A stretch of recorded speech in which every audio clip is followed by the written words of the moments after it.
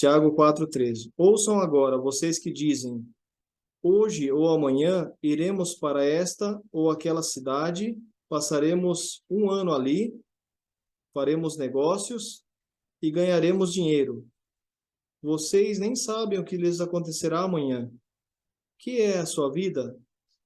Vocês são como a neblina que aparece por um pouco de tempo e depois se dissipa. Ao invés disso, deveriam dizer: se o Senhor quiser, viveremos e faremos isso ou aquilo. Agora, porém, vocês se vangloriam das suas pretensões. Toda vanglória como essa é maligna. Pensem nisso, pois quem sabe que deve fazer o bem e não o faz, comete pecado. Amém. Então, meus irmãos, nessa passagem, né, a gente queria ver hoje, continuando sobre planos, né?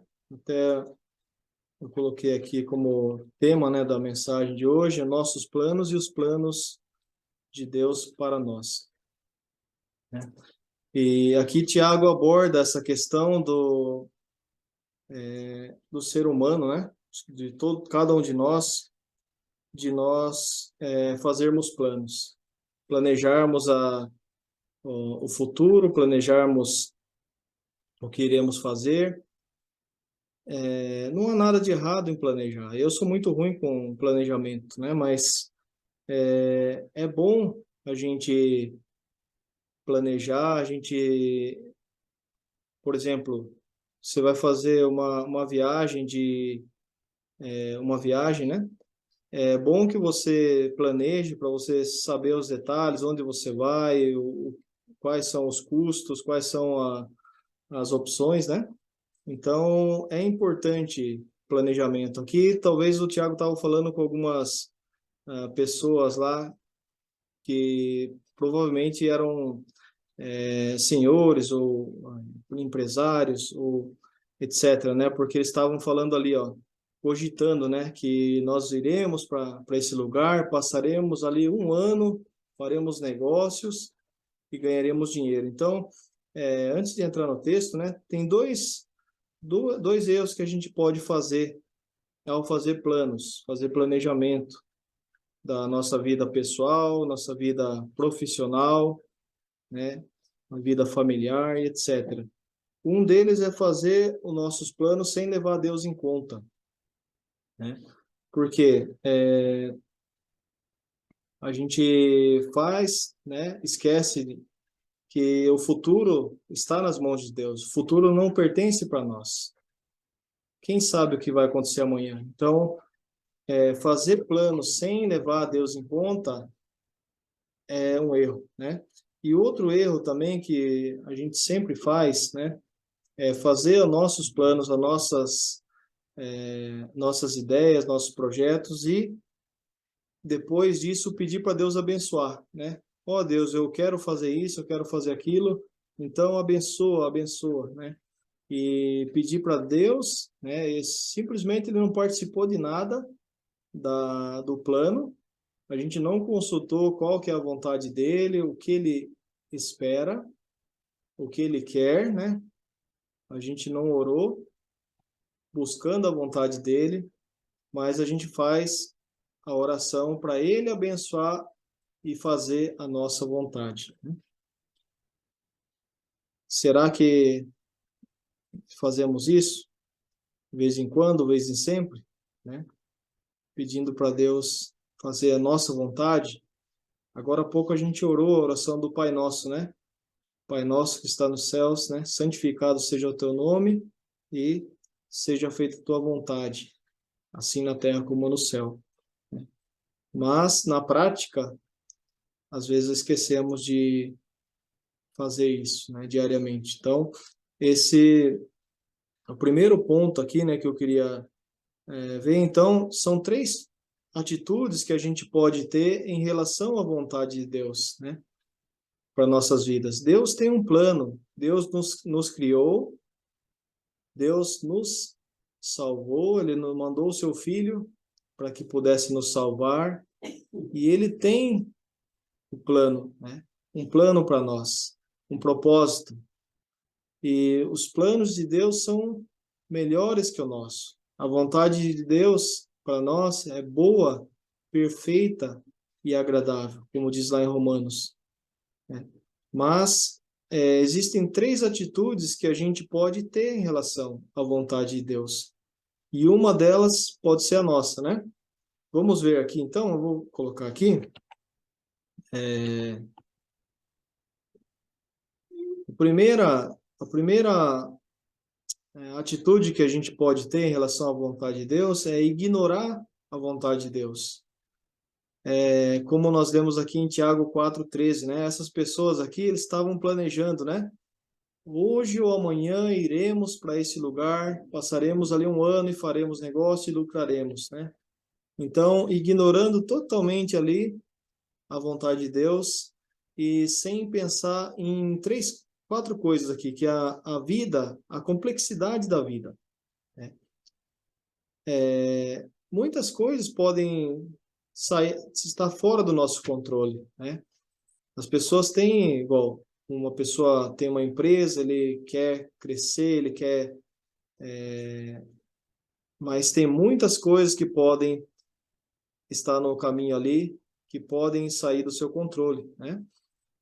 Seja a situação econômica do país, a cidade, seja condições do tempo, seja etc, várias coisas, né, que podem estar fora do nosso controle, né? Então a vida não é tão simples assim que a gente faz, a gente pensa e é como a gente quer.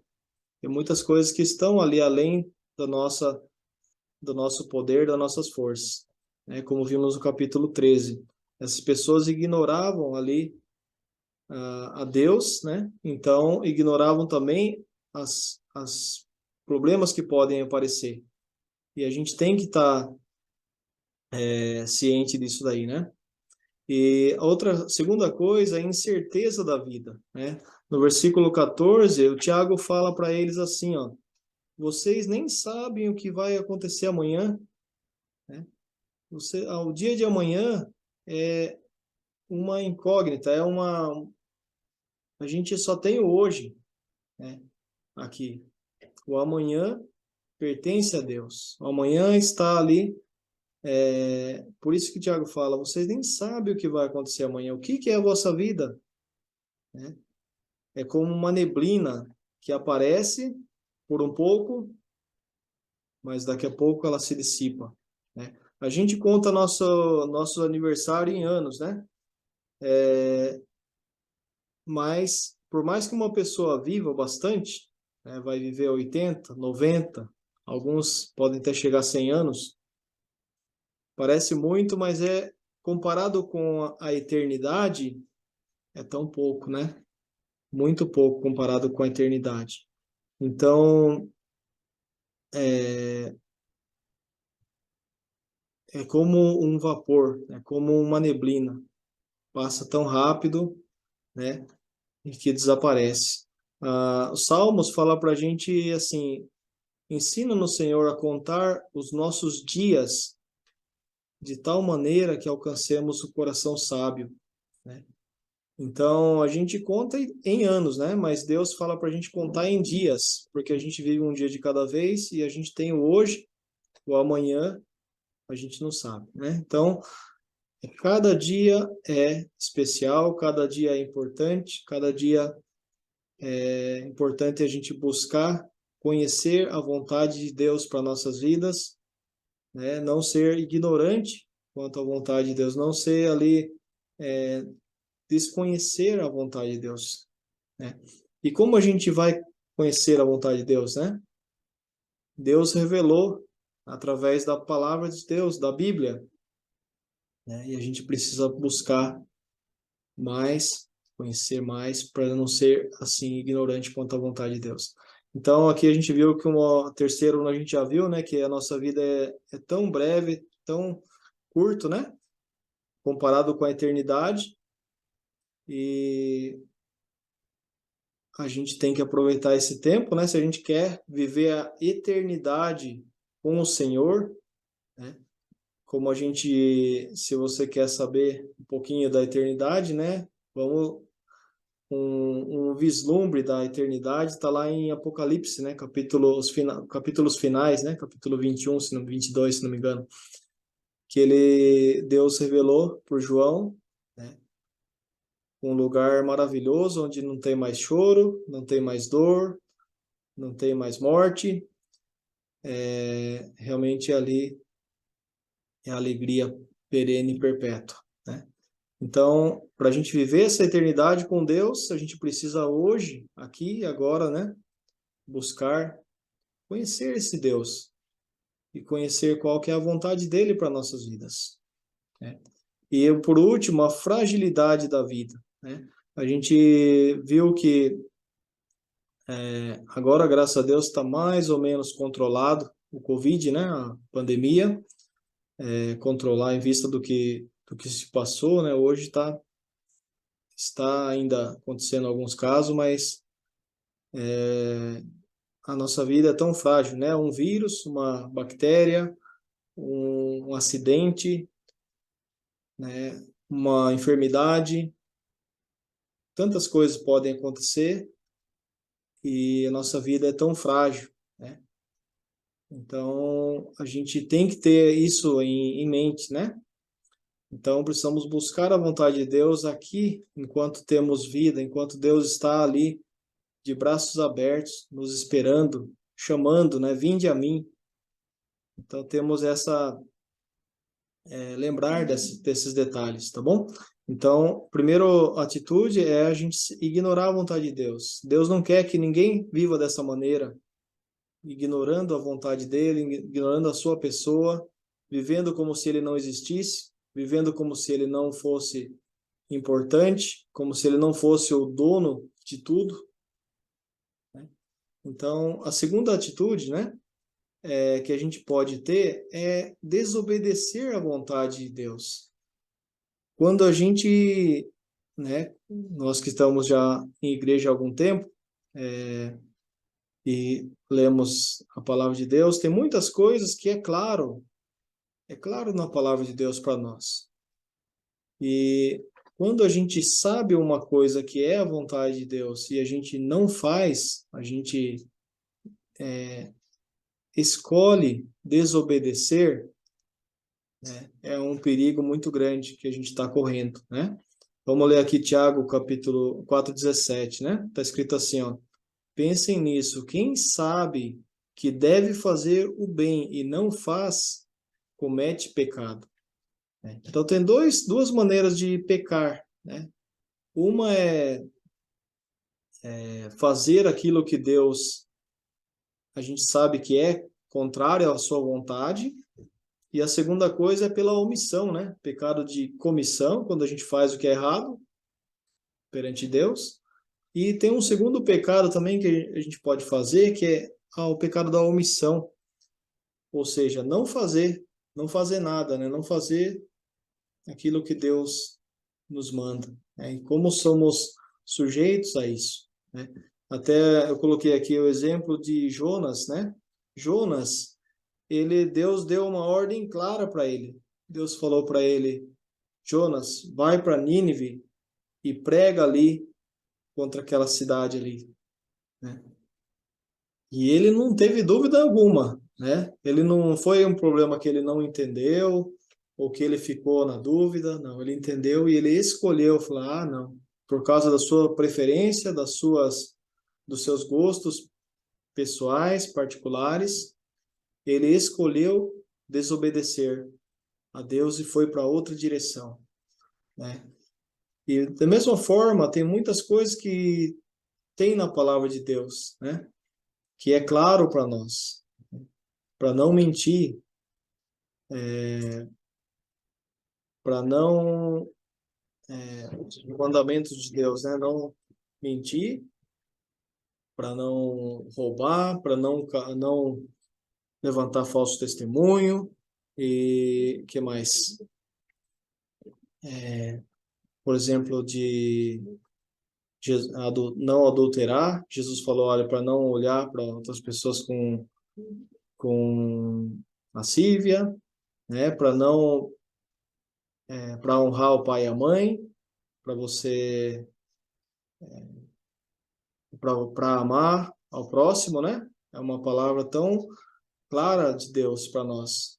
Tanto que tem Jesus contou uma parábola que ele fala que quando Jesus vier, né? Vier Jesus a segunda vinda, e para algumas pessoas ele vai falar, olha, eu tive fome, vocês não me deram de comer, tive sede, vocês não me deram de beber, estava preso, vocês não me visitaram, estava nu, vocês não me deram roupa, né? Então, aí é exatamente o pecado da omissão, né? Que quando a gente sabe o que é o certo, o que é a vontade de Deus, e a gente não faz, né? Então, essa atitude, né? Igual os filhos, né? A gente que é pai, que é mãe, a gente tem os filhos e tem algumas coisas que eles erram por desconhecimento, por não saber, não ter experiência, mas tem algumas coisas que eles sabem que é errado e mesmo assim eles fazem, né? E por que que eles fazem isso, né? Porque está dentro de nós, né? A nossa natureza humana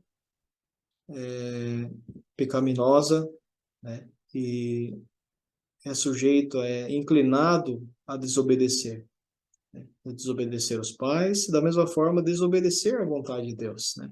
É uma luta, é uma guerra que aqueles que são filhos de Deus, aqueles que chegaram a Deus, né, e se crendo em Jesus, se arrependeram, foram feitos filhos de Deus, agora a gente entrou para uma batalha, entrou como para uma guerra.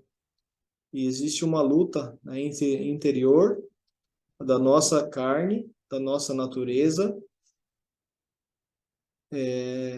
puxando nós para direção contra a vontade de Deus, mas nós temos também o Espírito Santo de Deus, que está ali nos guiando, na verdade, está nos dando o entendimento para a gente fazer a vontade de Deus. E nós temos que escolher, né? Vamos escolher obedecer à vontade de Deus, né? Tá bom? E é o terceiro e último ponto. Eu mencionei aqui Davi também, né? O Davi também, né? Da mesma forma, uma pessoa que conhecia ao Senhor desde a sua mocidade, desde a sua tempo de jovem, quando ele estava ainda cuidando das ovelhas. Deus o escolheu, Deus o elevou a uma posição de rei de Israel e certa vez, né, a Bíblia não esconde que ele escolheu também pecar contra Deus, né? Com Batseba, que era uma mulher casada, né? E isso daí foi uma grande erro, uma grande vergonha para a vida do Davi, né? Da Bíblia. Então a gente vê esses exemplos, né? Do Jonas, do Davi, de tantos outros, né? Que em certo momento eles escolheram desobedecer, mas como Deus é maravilhoso, né? Como Deus é misericordioso. Como eles, nós também tantas vezes já fizemos isso, já escolhemos erradamente, né? Mas Deus, como Deus fez com Davi, dando ali o perdão, dando o arrependimento, dando nova oportunidade para ele, Deus faz isso com cada um de nós também, hoje, né? E a terceira opção, né, terceira atitude, nossa, essa é o que realmente nós devemos escolher, né? Obedecer à vontade de Deus, como está aqui em Tiago 4,15. Aqui ele fala, ao invés, né, de fazer os planos, né, sem Deus, vocês deveriam dizer, se o Senhor quiser, se o Senhor permitir, viveremos e faremos isso ou aquilo, né? Então, aqui, aqui realmente essa expressão, eu vejo sempre os mais antigos sempre usavam, né, essa expressão, né? Se o Senhor quiser, se Deus quiser, se o Senhor permitir, né? Então, tem até um irmão, né, que é compartilhado nos grupos, né? A pastora Ruth compartilha diariamente o devocional Mananciais do Deserto. E tem no YouTube um irmão que ele também gravou diariamente, né, o Mananciais do Deserto. Cada dia, se você colocar no YouTube lá, Mananciais do Deserto, amanhã que vai ser dia 30, né, 30 de janeiro, você pode tanto ter o texto, né, que está sendo compartilhado no grupo, como você pode ouvir também uma narração do o irmão lendo lá, o irmão Jorge lendo. E ele sempre termina o vídeo dele, ele fala até amanhã, se Deus assim nos permitir, né? Porque ele coloca, não é uma expressão qualquer, não é uma expressão à toa, né? Mas quando a gente fala assim, você vai trabalhar amanhã? Eu vou, se Deus quiser, se Deus permitir, né? Quando a gente fala isso, não por falar, mas com essa consciência de que só vai existir o amanhã, só vai existir essas oportunidades, eu só vou fazer isso, né? Se Deus me sustentar, se Ele me der vida, se for a vontade dele, né? Ah, você vai comprar tal coisa? Se Deus permitir, eu vou, né? Se você vai, o pastor Rideu sempre falava isso também, né? Quando ele vinha para combinar, fazer os planos. Ah, você vai visitar tal pessoa, você vai pregar, né? Se eu tiver vivo e se Deus quiser, eu irei, né?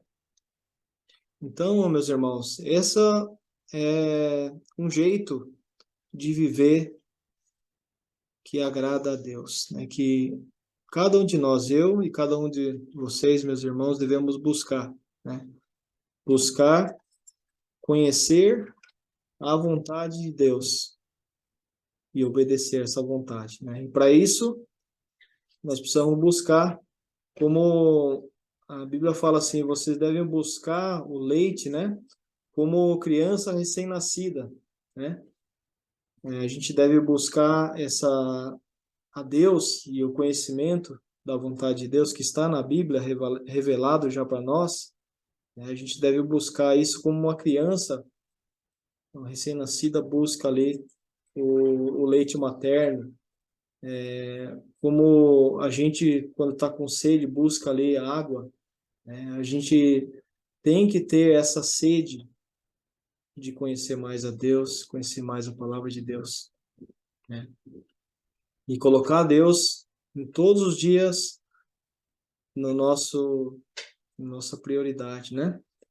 E buscar, lembrar que é uma luta, né? Mas Deus nos dará a vitória, né? Se a gente colocar Ele em primeiro, todas as coisas serão acrescentadas. Se a gente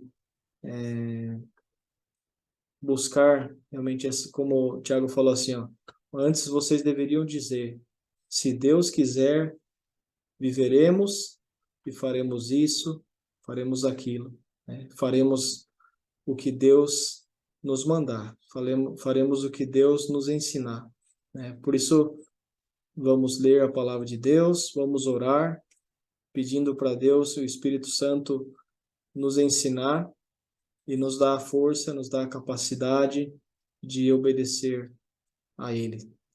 Amém?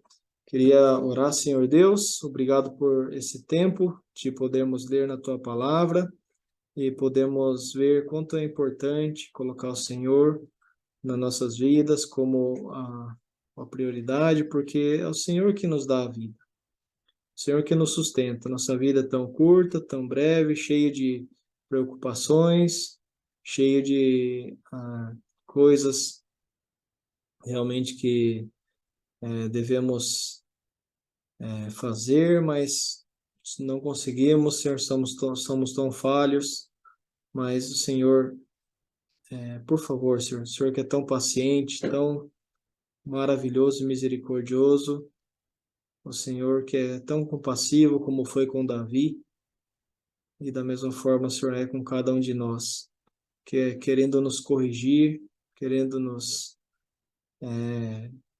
nos trabalhar em nós, nos ir conformando à tua vontade, que é boa, perfeita e agradável. Nos ajuda, Senhor. Tua vontade não é um fardo, não é amarga. Tua vontade é boa, Senhor. Nos ajuda a olhar dessa forma correta e escolher sempre que seja feita a tua vontade, não a nossa. Jesus, como ele orou, no momento de maior provação, Jesus orou que não seja feita a minha vontade, Senhor, mas a tua vontade. E o que ele realizou, né? Ele realizou, concluiu o plano de salvação, ele se deu em sacrifício porque ele fez a vontade do Pai. Nos ajuda, Senhor, a também buscar essa sua vontade. Em nome de Jesus, amém. Amém.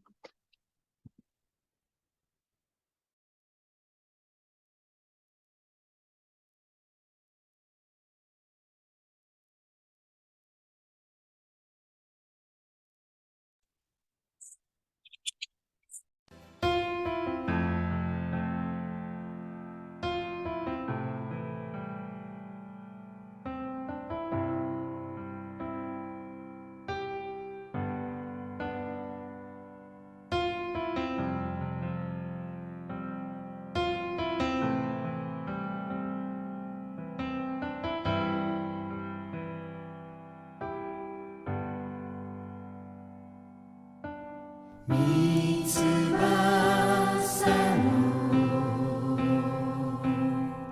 影に隠し力ある身腕の中に坂幕を海を越え主と共に羽ばたく我が父よ、おなる神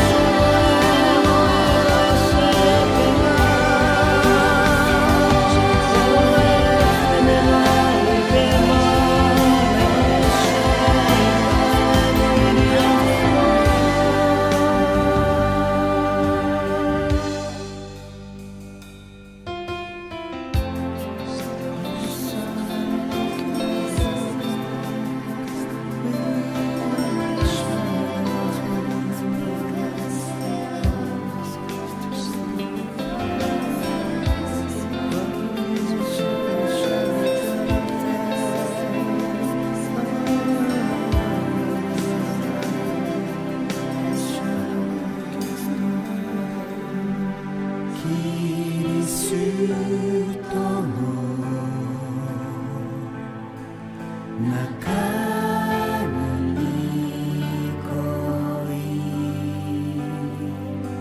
信頼と